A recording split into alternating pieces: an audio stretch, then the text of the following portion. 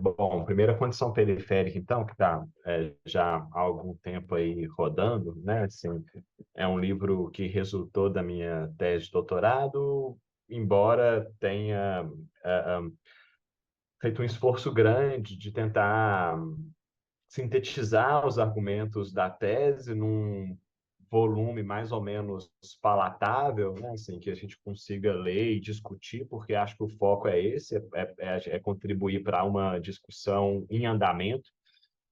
E acabei, para fazer isso, fazendo alguns recortes em relação à tese, adicionando outros capítulos, né? Então, o livro ele tem apesar de ser derivado da tese, ele tem uma certa autonomia em relação à tese, e o argumento básico é tentar refletir sobre o predicamento contemporâneo, assim, que mundo é esse que a gente vive? Ou, para repetir a pergunta do Roberto Schwartz, que horas são? Né? Que momento é esse que a gente está vivendo? E eu faço isso partindo um pouco de uma dupla abordagem.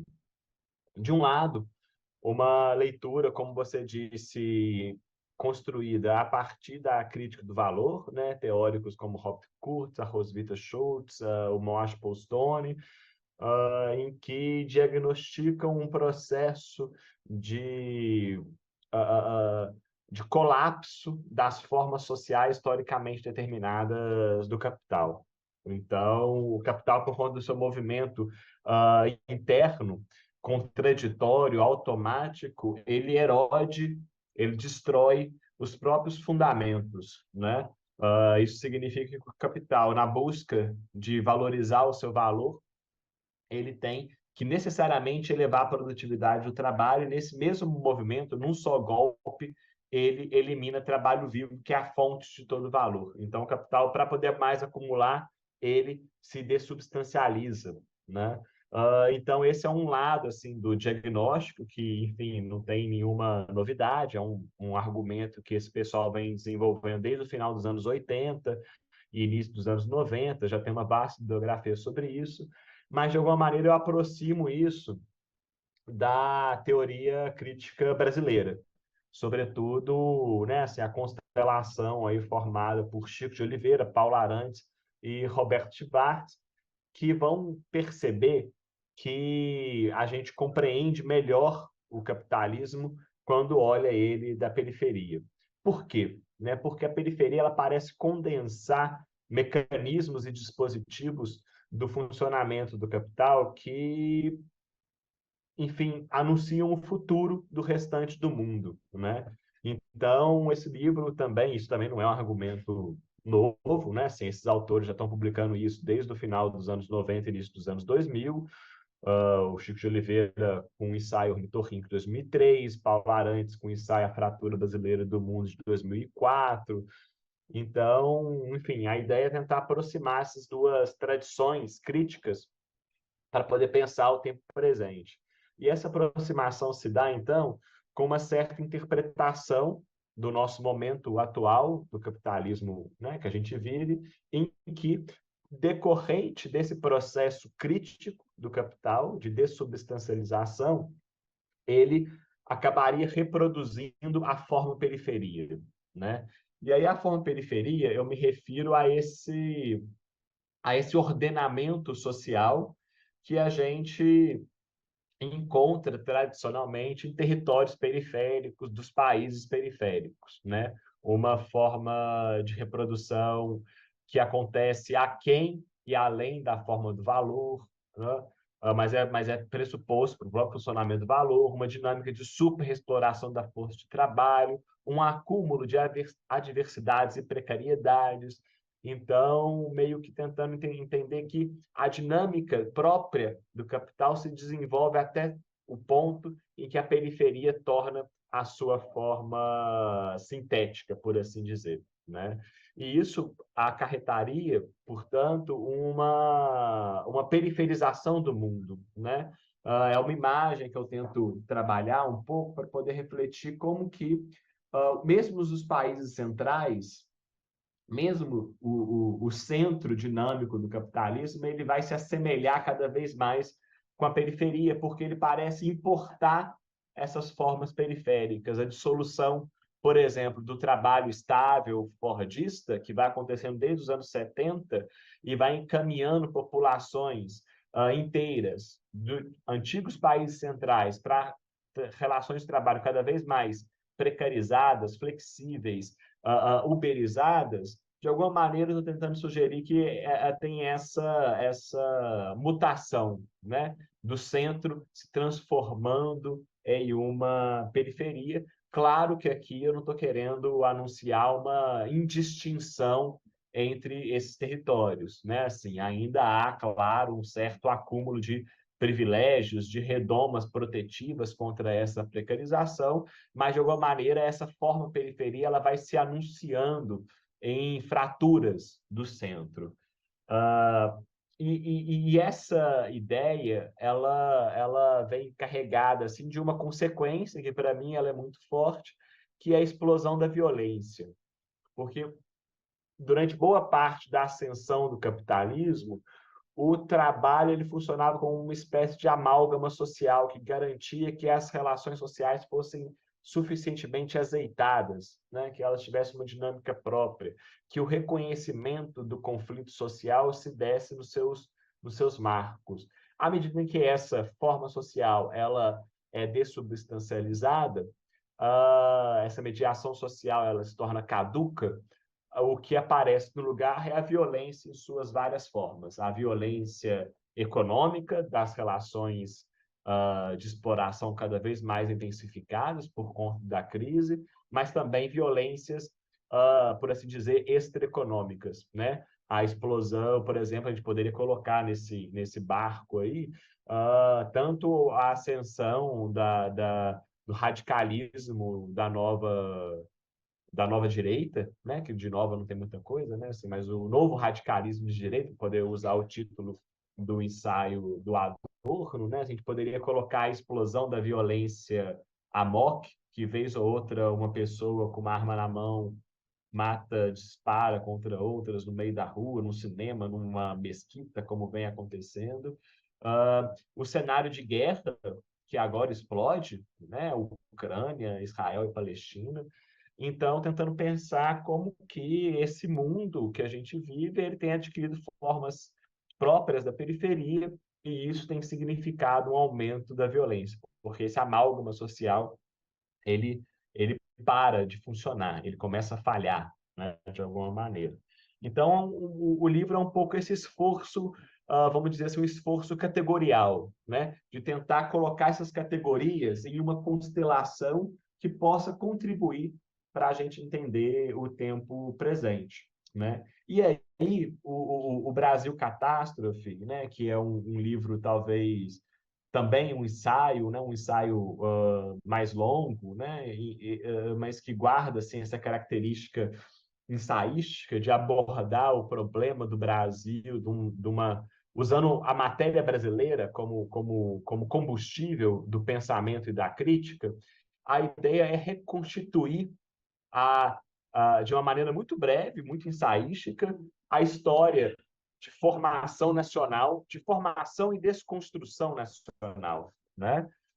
Tentando rastrear como que o Brasil que a gente vive hoje, ele se constituiu, ele se desenvolveu, né? Mas eu faço isso a partir de um certo ponto de vista.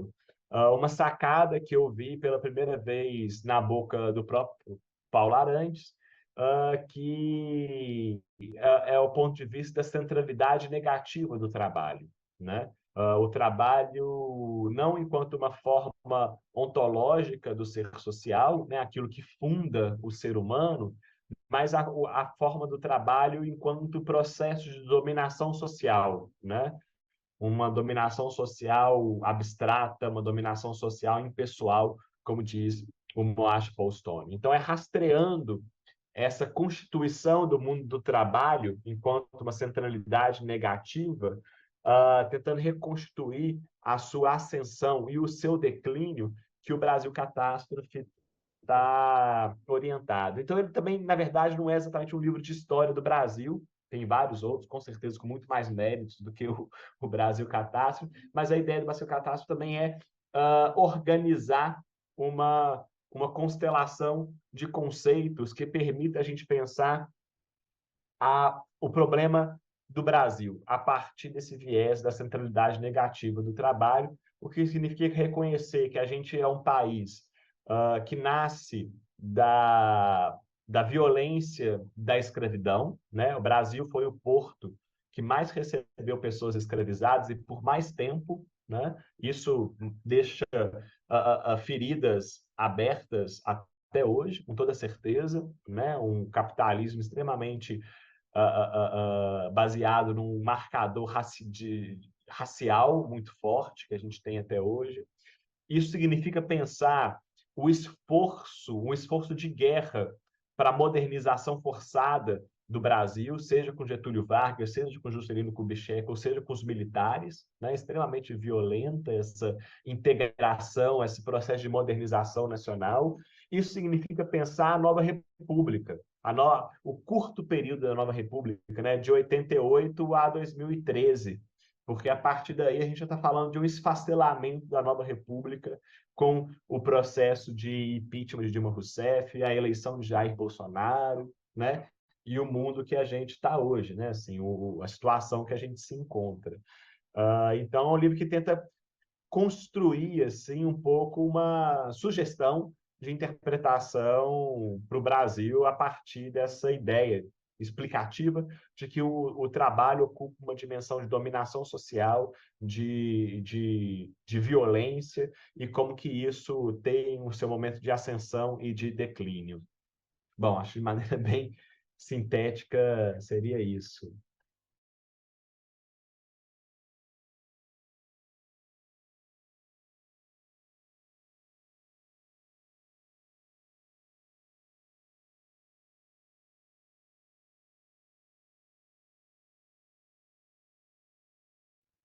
Bom, eu vou tentar começar a responder de trás para frente, pensando no papel do Estado e da forma, pelo menos, como eu percebo esse processo. O Estado ele assume uma atuação que eu acho que está muito bem sintetizada pelo professor Marido Menegatti, aí da UFRJ, e que, enfim, eu estabeleço um diálogo assim nos meus livros, uma obra que eu gosto muito, é pensar que o Estado ele opera uma espécie de gestão do colapso social, né? A experiência do lulismo, segundo o Marido Menegatti, ou pelo menos do Lula 1, Lula 2, Dilma 1, né? É uma experiência de gestão de uma catástrofe social. E uma gestão muito bem feita, diga-se de passagem, né? Não é à toa que o Barack Obama dizia que o Lula era o cara. Não era à toa que The Economist estampava na capa da sua revista o Brasil, o Cristo Redentor, decolando, né? A questão é que essa aposta na gestão construída, na gestão do social em frangalhos, construída pelo Pacto Lulista, baseava na circulação de dinheiro, né? Baseava numa certa concertação de oferta de crédito e circulação de dinheiro que teve uma data limitada. Quando o boom das commodities percebeu que já não era boom nenhum, mas era uma bolha especulativa, a coisa começou a degringolar, né? E aí, como eu gosto de lembrar muito desse debate, que foi um debate do SEBRAP, em que o Gabriel Feltran, um outro antropólogo que eu tenho muita referência, assim, gosto muito da obra dele, ele apresentou um texto chamado Valor dos Pobres, e ele dizia que na periferia a regulação de diferentes regimes normativos, o crime, a igreja, o Estado, o trabalho, a polícia, se dá pela circulação de dinheiro. E nesse debate, Paulo Arantes perguntou: bom, e quando o dinheiro acaba, o que acontece? E o Gabriel Feltran, guerra civil, foi a resposta do Gabriel Feltran, né? E eu acho que é um pouco isso, assim, a gente está acompanhando agora, ou pelo menos o que foi do impeachment até esse ano, uma espécie de falha estrutural da gestão da barbárie, da gestão desse colapso social, né? E aí eu acho que isso dá um pouco a dimensão do papel do Estado, que é tentar gerir, mesmo que a duras penas, essa dinâmica colapsada, né? Mas aí entra na questão proposta pela Isabel. Então, o que significa isso? Ou quais são as possibilidades? Ou então, o que significa da participação institucional, né? Porque, é claro, a gente viveu o Brasil, né? Passou por um momento terrível durante o governo do Bolsonaro, junto com a pandemia, né? Quando que a gente ia imaginar algo desse tipo, né?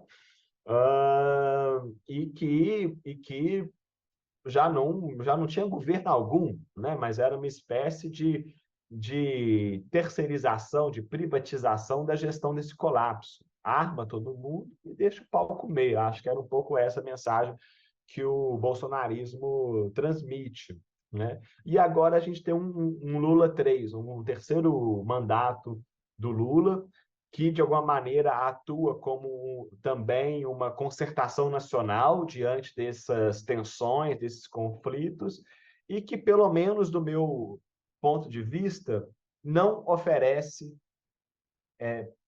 pelo menos assim, do ponto de vista muito pessoal, não oferece nenhuma alternativa a esse cenário, mas oferece um adiamento, né?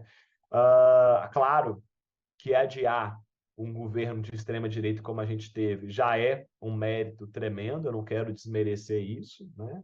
A gente teve um esforço aí amplo das esquerdas, variadas esquerdas, para impedir novamente a reeleição do Bolsonaro, por exemplo, mas também é muito limitado o que um governo pode fazer nesse contexto, né? Eu não tenho muito otimismo em relação ao que vai significar um governo Lula, se vai chegar ao final, até, né? E mesmo que chegue, a gente já vê indícios dos seus limites, né?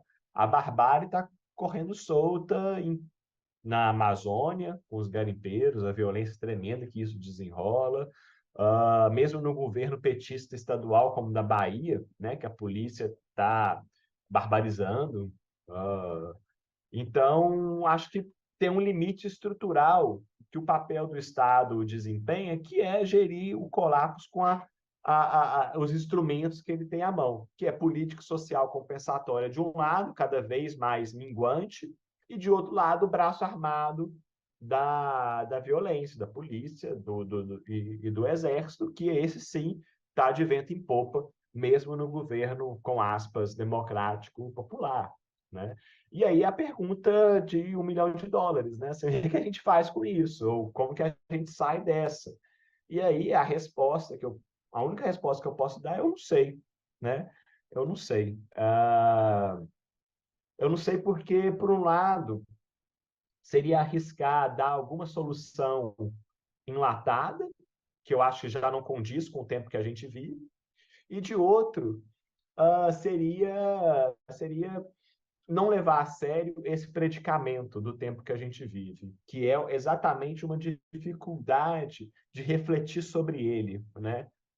Eu acho que no final das contas, essa pergunta que a Isabela coloca é uma pergunta política, né? E política no sentido forte. Eu gosto muito da definição de política de uma dupla de autores alemães, o Alexander Klug e o Oscar Neget, que eles dizem política é a capacidade de dar uma resposta comensurável a um determinado problema, de modo que a gente consiga alterá-lo, né? Qual que é a resposta comensurável, a resposta adequada ao mundo que a gente vive, né? De colapso climático, de guerra nuclear, iminência da guerra nuclear, de desemprego generalizado, de declínio das democracias, de ascensão da extrema-direita, da xenofobia, de toda forma de uma nova onda de fascismo. É uma resposta complicada que a gente não tem pronta. A questão é essa. A questão é essa. E aí, eu também, né, assim, a gente combinou de ter essa conversa com base no Condição Periférica no Brasil Catástrofe. Eu revisitei hoje os dois livros, folheei, e fiquei assim, encucado, não lembrava disso, é uma coincidência, mas é uma coincidência que, claro, tem a ver com o nosso tempo. que os dois pós-fácios, né, assim, do que vai sair no Brasil Catástrofe e o que está no, no Condição Periférica, é um pouco um diagnóstico de que aquela promessa de que a história era produtiva, que no final das contas é a promessa do próprio marxismo, né? De que as contradições da história elas apontariam para uma mudança de qualidade, isso, para mim, saiu de cena, né? Então, no Brasil, no Condição Periférica, eu penso um tempo que já não passa mais, né? A ideia de que a gente vive num presente sufocante. E no pós-fácil do que eu preparei para o Brasil Catástrofe, é um pouco uma questão, por o que esperamos? O que significa essa espera enquanto esse tempo não passa, né? É uma espera que ela é uma espera que já não tem, de que nada acontece, né? Que essa produtividade do tempo e da história ela já é caduca, né? Então, pelo menos nesse conjunto de reflexões sintetizadas nesses dois livros, uh, eu acho que não tem não aponta um caminho para fora dessa situação. O que não significa, pelo menos do meu ponto de vista, uh, que ele não, que os livros ou que né, as minhas ideias ou que o que eu quero dizer não possa contribuir para isso, né? Porque no final das contas eu acho que o que a gente dá conta de fazer ainda é pensar um pouco sobre o mundo, sobre o problema que é viver nesse momento, né? E levar a sério essa contradição e levar a sério essa crítica, né? Então, assim, eu espero que os livros possam contribuir para a gente pensar a saída. Os livros não dão saída, né? Eu não tenho saída, mas eu acho que eu espero, eu gostaria que os livros pudessem colaborar para isso, né? E aí é muito bom que a gente possa né, o trabalho da consequência de publicar os livros, de ir nos congressos, de circular com os livros, esse nosso esforço de conversar, né? A gente enfim, acho que é uma forma de tentar fazer circular e de tentar pensar coletivamente, né? Porque o livro ele parece um trabalho solitário, né? De uma reflexão introspectiva, mas na verdade é uma conversa, né? Né? Um tanto de interlocutores, vivos e mortos, né? Porque a gente está lendo e pensando junto com eles também, mas que, de alguma maneira, o livro nenhum dos dois não se encerra em si mesmo, né? Assim, é uma espécie de diálogo contínuo exatamente para responder essa pergunta. Eu acho que ainda não tem a resposta, mas talvez possa apontar alguns caminhos a partir da crítica do estado de coisas atuais, né?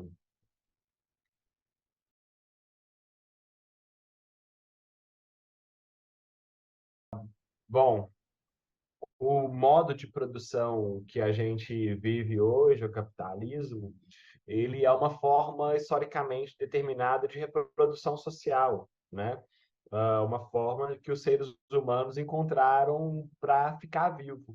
Só que o paradoxo é essa forma que a gente encontrou historicamente de ficar vivo, de garantir a reprodução social, de garantir a relação intersubjetiva entre as pessoas, entre o mundo, é um modo de produção autodestrutivo, em que seu movimento próprio se destrói e com isso leva tudo junto com ele, né? Leva a produção da desigualdade, leva a explosão da violência, leva ao colapso climático, leva à guerra nuclear. Então, o capitalismo, no seu movimento contraditório, leva à sua própria crise, ao seu próprio definhamento, mas é como aquela piada ruim, né? Tem uma notícia boa e uma notícia ruim. A notícia boa é que o capitalismo ele está se autodestruindo. E a notícia ruim é que nesse processo ele está levando junto tudo com ele, né? Está levando o planeta, está levando as nossas vidas. Então, eu espero assim, que o livro, né, o Condição Periférica, ele possa contribuir um pouco nesse diagnóstico do tempo presente, que o Brasil Catástrofe seja também uma singela contribuição para poder entender o Brasil nessa história. Porque a gente está no Brasil, A gente vive essa catástrofe chamada Brasil e um pouco, né, ambos os livros, na verdade, partem de uma angústia de viver essa situação, né, de viver esse colapso, de observar isso acontecendo. Então, né, assim, se eu fosse sintetizar um pouco o esforço, é isso, é tentar compreender como que esse mundo que a gente vive, ele se reproduz e na sua própria autorreprodução, ele produz destruição de si mesmo e de tudo. E é esse o paradoxo que a gente vive.